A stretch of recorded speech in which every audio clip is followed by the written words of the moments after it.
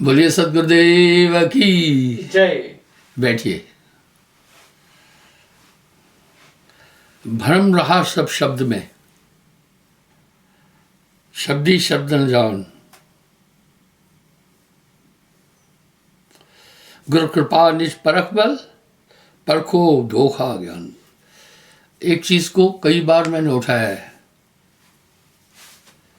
अध्यात्म में तीन की भूमिका है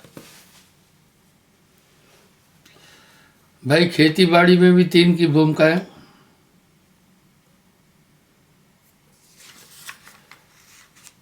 उसमें किसान, जमीन और बीज, तीनों ठीक हो भाई। बीज कितना भी अच्छा हो, पत्थर पे नहीं उगेगा। बीज कितना भी अच्छा हो, जमीन कितनी भी अच्छी हो, लेकिन किसान अगर अच्छा नहीं है तो फसल नहीं होगी। इसलिए तीनों की भूमिका चाहिए। इसी तरह अध्यात्म में तीन की भूमिका है भाई। इस पर एक साहब एक शब्द कह रहे, प्रथम दाता शिष्य भया। पहला दाता शिष्य है। क्यों? जिन तन मन अर्पो शीश, जिसने अपने आप को समर्पित किया। अगर आप तन मन धन समर्पित नहीं करते, नाम नहीं दे सकते थे।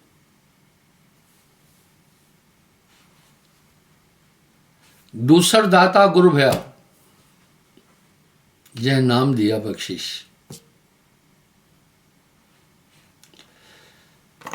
आगे एक शब्द में साहब रहस्य बोल रहे हैं, नाम सत्य गुरु सत्य हो। नाम सत्य गुरु सत्य हो। आप सत्य जो होए, तीन सत्य जब एक हो, विष से अमृत है। अब पहला भाई नाम सच्चा। क्या है नाम सच्चा? क्या नाम झूठे भी हैं क्या? यही रहस्य दुनिया नहीं समझ पाई। वाणियों में एक बात आती है,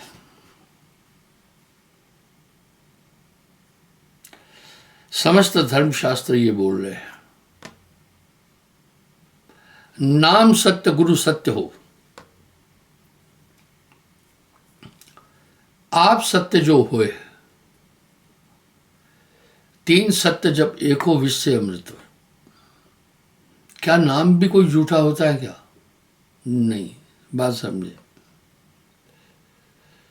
इसलिए आजकल सब नाम लेने जा रहे हैं। पहले कथावाचक दीक्षा नहीं देते थे, वो सिर्फ कथा बोल करके धन ले जाते थे।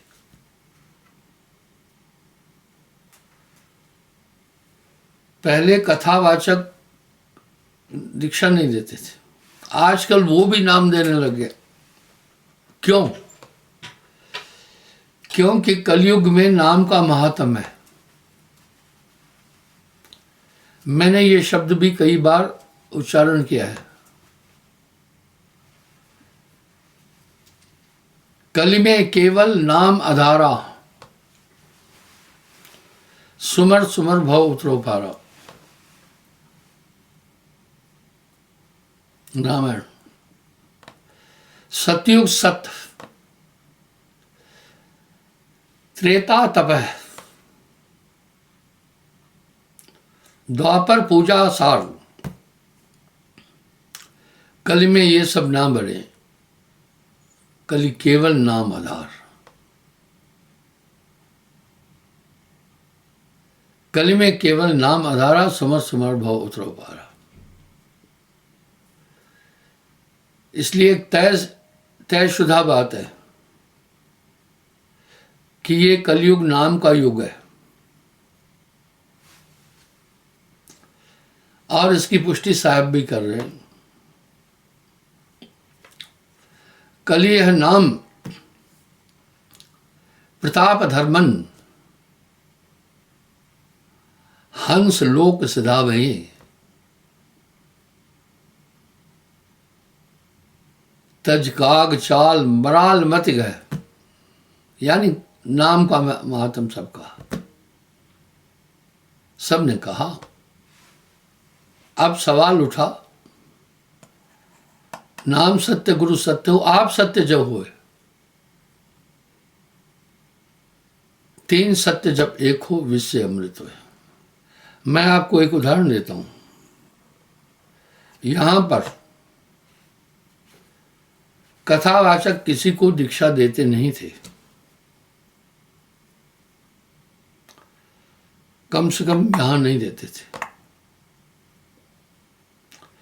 जब लोगों को, पब्लिक को, लोगों को मैंने भक्ति में जोड़ा तो नाम ले लिए।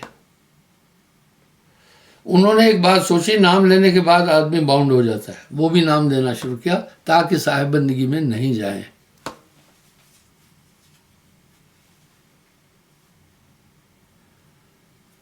लेकिन अब यहां एक प्रश्न खड़ा हो रहा है, नाम सत्य, गुरु सत्य, आप सत्य जो है। यही बात धर्मदास जी ने जब नाम की महिमा बोली, साहब ने धर्मदास से, तो धर्मदास बोले, सहस्त्र नाम जो वेद बखाना, वही नाम के हैं कुछ आना। बोला भाई, वेदों में सहस्त्र नाम है, विष्णु जी के सहस्त्र नाम है, शिव जी के सहस्त्र नाम है, आदि शक्ति के सहस्त्र नाम है। बोला वो तो मैं जप रहा हूं। सहस्त्र नाम जो वेद बखाना, वही नाम के हैं कुछ आना। आप उसी नाम की बात कर रहे हैं, वो तो मैं जप रहा हूं। साहब ने कहा नहीं, नाम विदेह कोई बदला पाए। अब समझिएगा,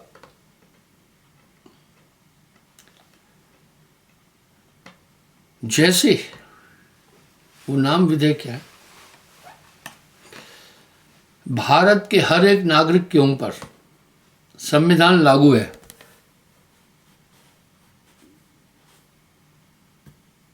हर एक नागरिक पर संविधान लागू है।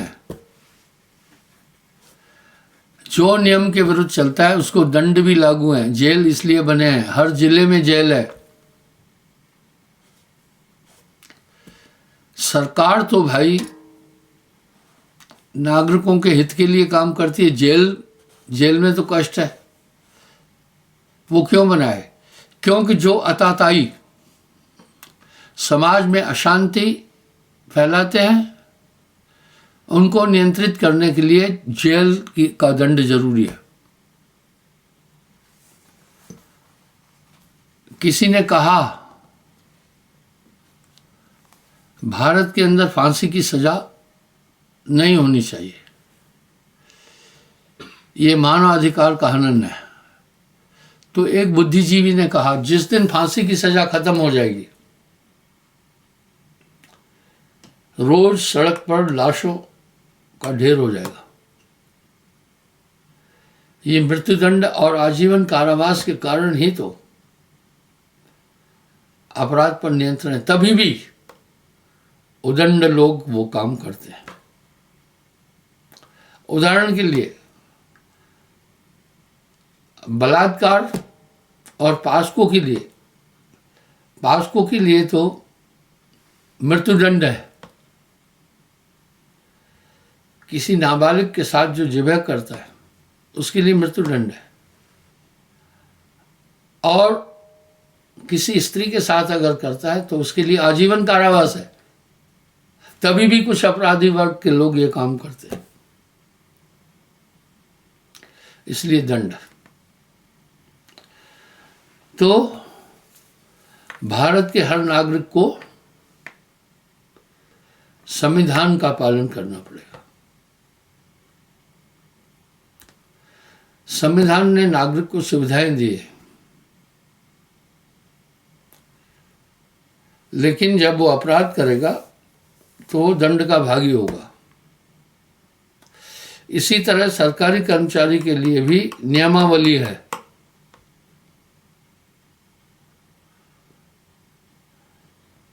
इसी तरह गुरु शिष्य के बीच भी एक नियमावली है। वो नियम मैंने आपको बताया। अगर आप सद्गुरु की भक्ति पालन किए हैं तो वो नियम 7 बताए, वो आपको अमल करना ही होंगे। उसके विरुद्ध चलोगे तो काम नहीं बन पाएगा। जब तलक है भेद दिल में कुछ नहीं बन पाएगा। जब तलक है भेद दिल में कुछ नहीं बन पाएगा। रंग लाती है ये भक्ति भेद मिट जाने के बाद। भेद नहीं हो। भेद क्या? आपको उन नियमों का पालन करना है। नियमावली तो घर में भी लागू है।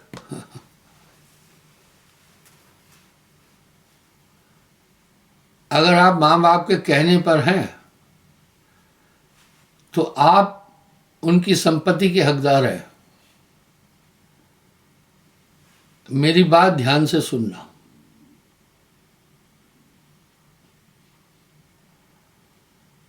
अगर आप उनके विरुद्ध चल रहे हैं तो उस संपत्ति के आप हकदार नहीं हैं।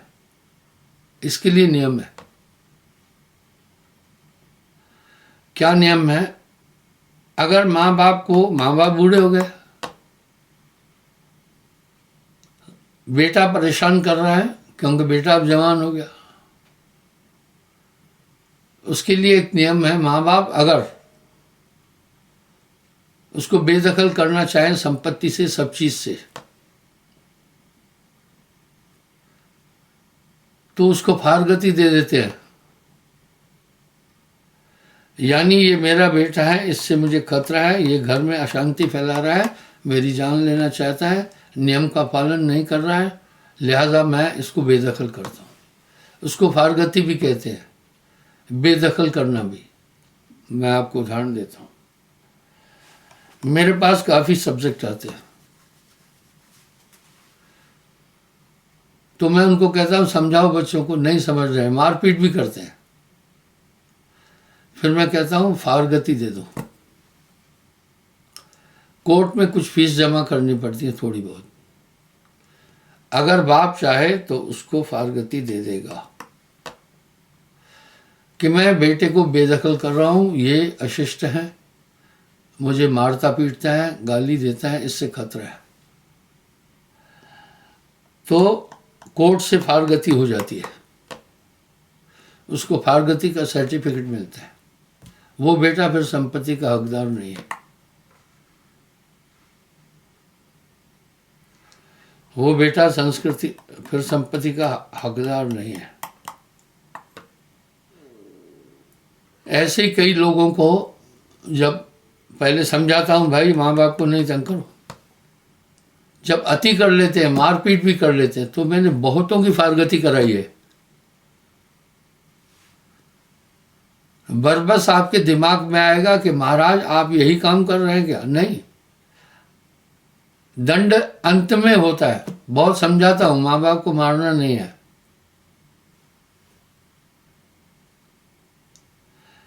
अगर बाप मर गया तो पूरी संपत्ति मां की है, यानी पत्नी की है। पत्नी भी चाहे वो भी फारगति दे सकती है। उसके बाद बेटा घर में अगर आए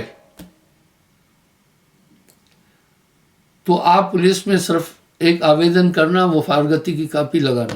पुलिस डंडे मार मार के घर से भगाएगी उसको। ये ड्यूटी फिर पुलिस की है। उस फारगति में ये मेंशन है। देख लिया ना, अपनी संतान है, अगर घर में नियम के विरुद्ध चल रही है तो उसको भी बेदखल किया जाता है। पर यह बात बहुत कम लोगों को मालूम है। हल हर बात का है। इसी तरह अगर कोई नियमावद्ध चल रहा है विरुद्ध, तो फिर बात नहीं हो पाएगी। मैं ये बताना चाह रहा हूं। इस पर साहब ने एक शब्द कहा, गुरु बताए पूरब को, चेला पश्चिम जाए। हृदय कपट की टाटरी कैसे मिली आए। पहला गुरु सत्य हो। अब आप आते हैं गुरु सत्य कैसे।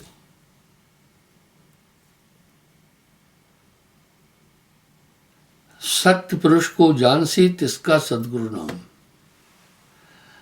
भाई डॉक्टर दो लोग लगाते हैं,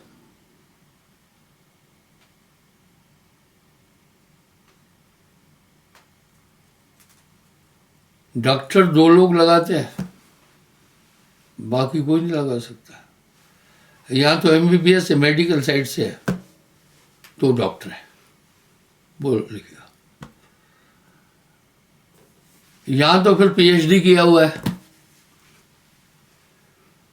लेकिन आजकल गांव देहात में क्या है पता है, रांजड़ी में भी एक कंपाउंडर है, सब उसको डॉक्टर कहते हैं। वो डॉक्टर नहीं है। सदगुरु कौन है?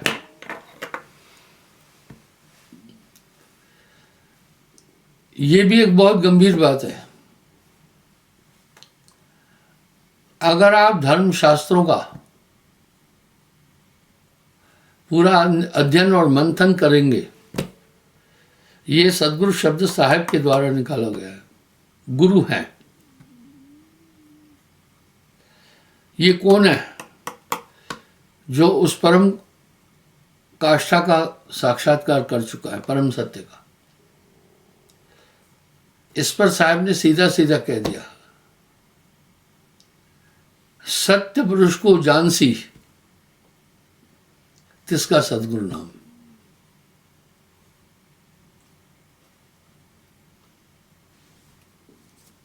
जो उस परम सत्ता तक पहुंचा है वो सदगुरु है।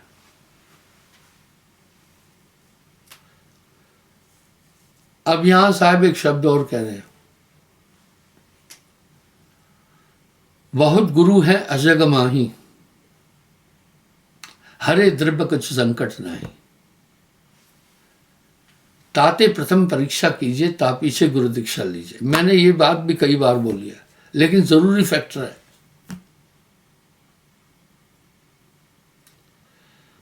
इस पर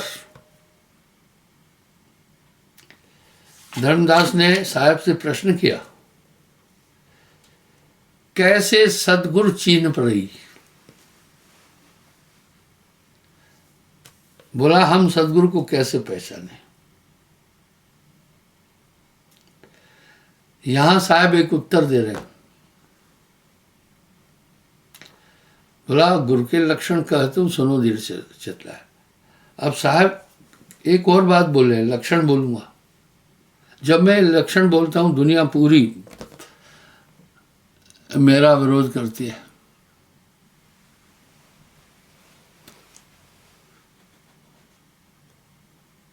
अब साहब अपनी वाणी में एक बात और बोल रहे हैं। कहता हूं हेला, हेला कहते हैं फरमान को।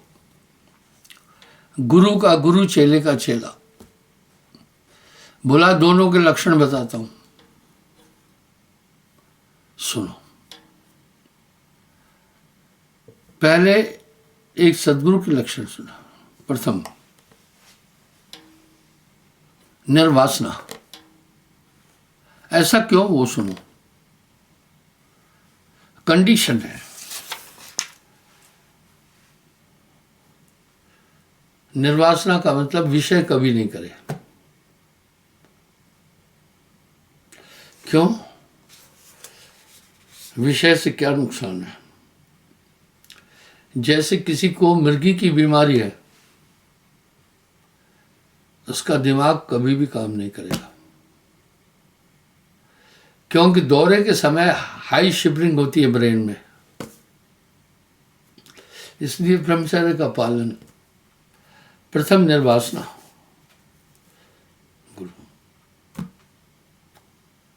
शादीशुदा न हो। आप कहेंगे हाँ,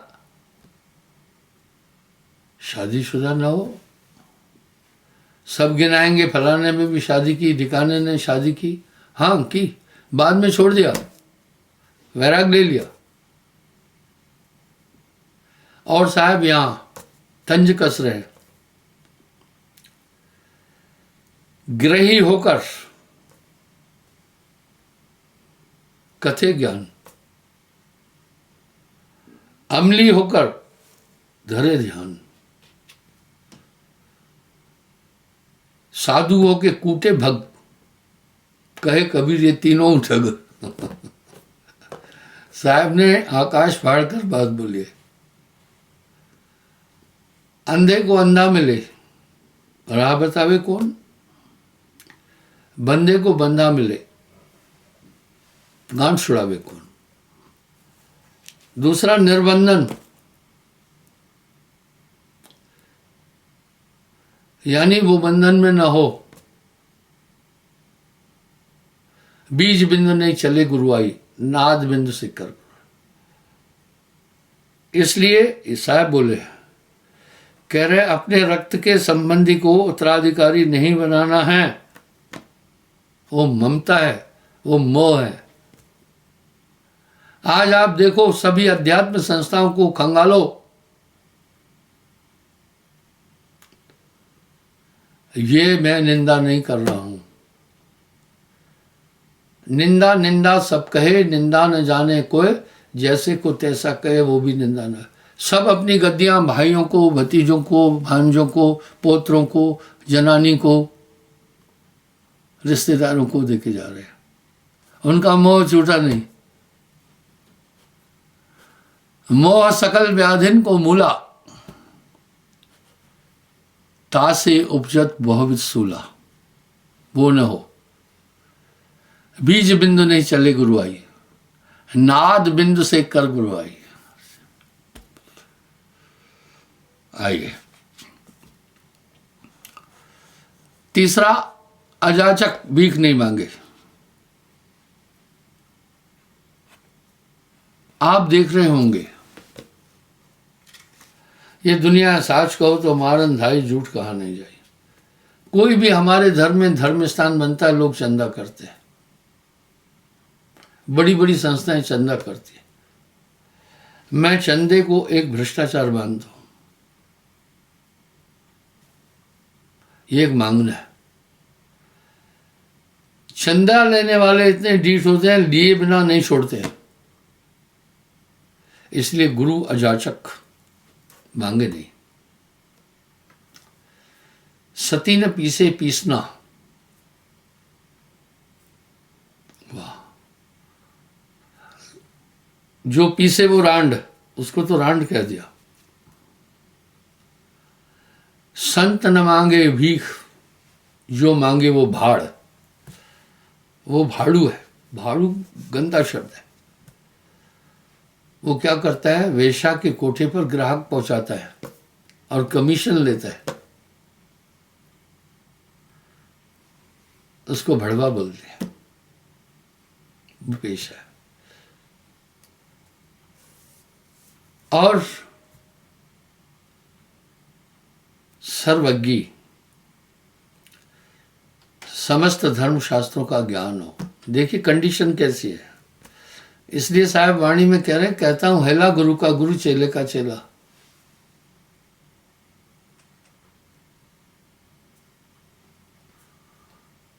गुरु का गुरु, चेले का चेला।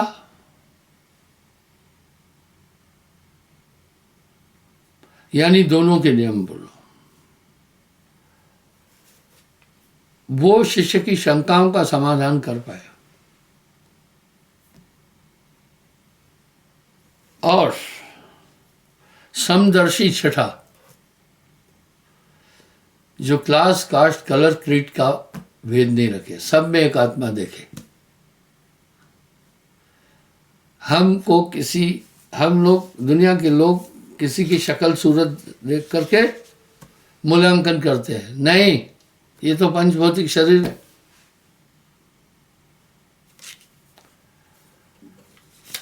इसलिए वो सदगुरु क्लास कलर कास्ट क्रीट में नहीं जाए, सब में आत्म रूप पहचान। और सातवां ईश्वर निष्ठ। अब सवाल उठा, धर्मदास पूछ रहे हैं ईश्वर निष्ठ कैसे पहचाने। सभी तो कह रहे हैं हमारा गुरु जो बहुत पहुंचा हुआ है। बोला जो 6 कंडीशन को फॉलो कर रहा है वही कर पाएगा जो उस परम सत्य में मिला है, नहीं तो नहीं करे। इस तरह अब भाई गुरु सत्य, नाम सत्य, फिर नाम सत्य क्या है? क्या नाम झूठे हैं क्या? यहां साहब तंज कस रहे हैं, कोटि नाम संसार में तिनते मुक्ति न होए, मूल नाम जो गुप्त हैं बूझे बड़ला को। वो अकह है, कहा नहीं जा सकता, लिखा नहीं जा सकता, पढ़ा नहीं जा सकता, वाणी में नहीं आ सकता। जो लिखा जा सकता है वो काया नाम है। ये है क, देखो क की एक आकृति बन गई। वो नाम लिखने में नहीं आता, बोलने में नहीं आता। जहां बोलते हैं माया जानो। वाणी तो 2 तत्वों का मिश्रण है, पृथ्वी तत्व और वायु तत्व।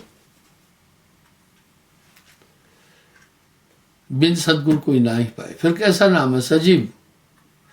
एक दिव्य ताकत आपसे कनेक्ट करता है गुरु। ठीक वैसे पहले हवाई जहाज और पानी के जहाज किससे चलते हैं? नेविगेटर से, कंपास से। उसको दिशा सूचक यंत्र भी कहते हैं। वो बोलता कुछ नहीं है। अगर आपको 60 डिग्री पर जाना है और आप अगर 70 डिग्री पर गए, कंप्यूटर पूरा वो आपको बता देगा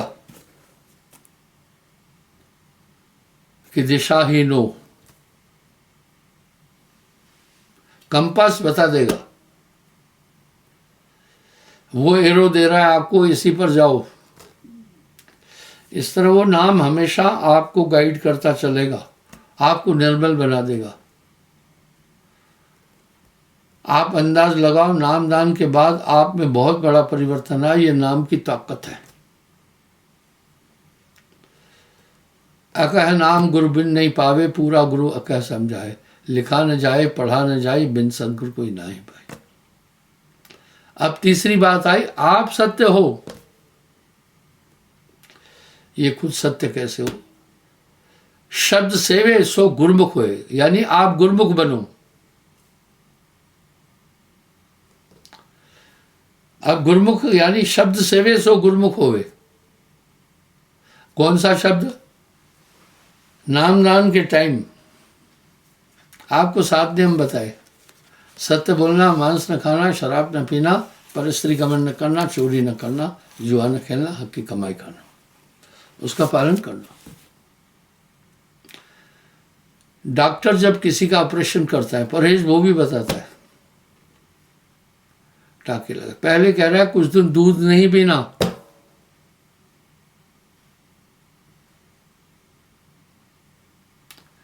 दूध नहीं पीना।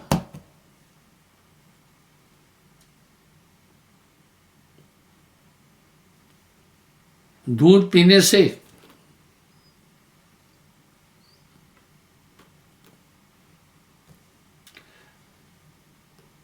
टाकों में पस पड़ जाएगा और टाके खराब हो जाएंगे। डॉक्टर ने तो अपना काम कर दिया, आपके पेट में रसोली थी या कुछ गड़बड़ थी, उसने वो निकाल दी। अब परहेज आपको करनी है। दूध पीने से पस बन जाएगा, टाके पक जाएंगे, बेकार हो जाएंगे, मौत भी हो सकती है। इसलिए साहब कह रहे हैं सत्य नाम निज औषधि सदगुरु देई बताया।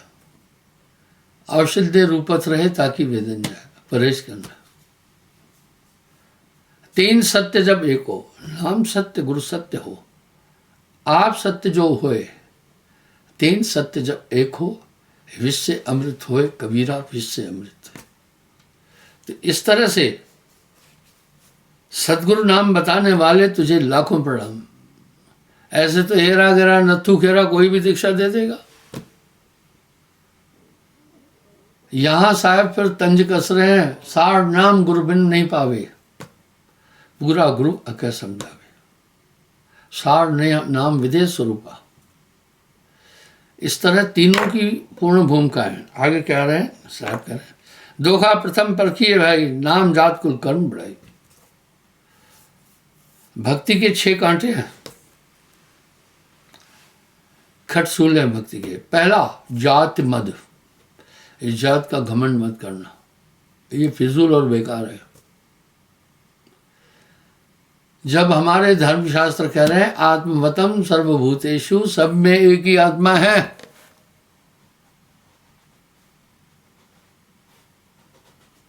मैं आपको बताना चाहता हूं, अंग्रेजों का एक नियम था, डिवाइड एंड रूल, बांटो और राज करो।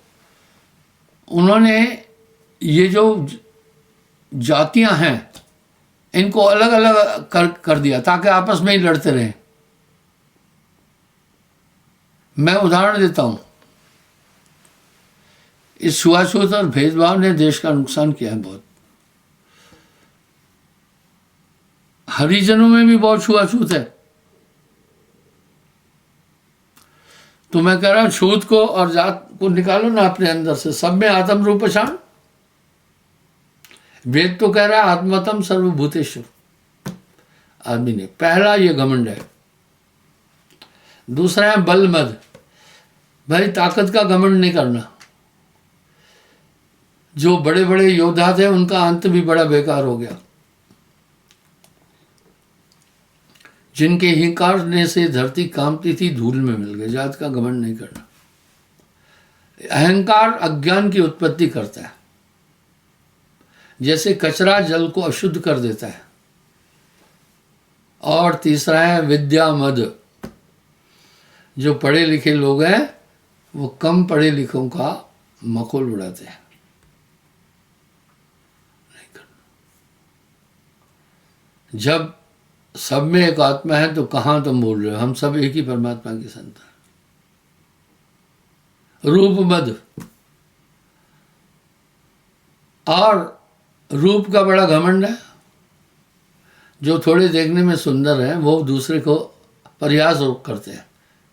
मत करना, तुम्हारी नाक ठीक है तुमने नहीं बनाई है, तुम्हारी बाकी चीजें ठीक है ये तुमने नहीं बनाई है। इस तरह महंत मद, काफी महात्मा काफी शिष्य है ना, उसका घमंड रखते हैं, नहीं रखना, ये बेवकूफी है। आप देख रहे हैं कुछ महात्मा जेलों में है, उनके लाखों अनुयायी थे, उसको नहीं बचा सके। अब मैं उनका नाम लेना उचित नहीं मानूंगा। आप अपनी सीमा में रहना, इस घमंड में नहीं रहना। इसलिए महंत मद भी होता है।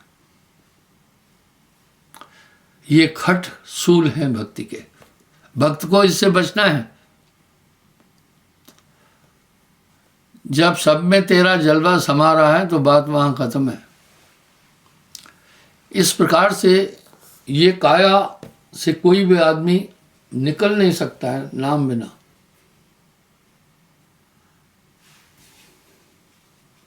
गुर बिन ज्ञान न उपजे, गुर बिन ज्ञान नहीं होता। गुर बिन मिटे न धोख, संशय नहीं खत्म हुआ। गुर बिन मोक्ष न प्राप्त करे, कोटिन करे उपाय। इसलिए गुरु का भी महात्म है, चेले का भी और नाम का भी। साहब का ये शब्द बड़ा सार्थक है। गुरु शिष्य और ईश्वर मिल, कीना भक्ति विवेक, तीनों तिरधारा बनी, आगे गंगा एक कबीरा, आगे गंगा एक। इसलिए संभलना, जो विचारवान लोग हैं कभी भी नियम के विरुद्ध नहीं चलते, वो जानते हैं दंड मिलेगा।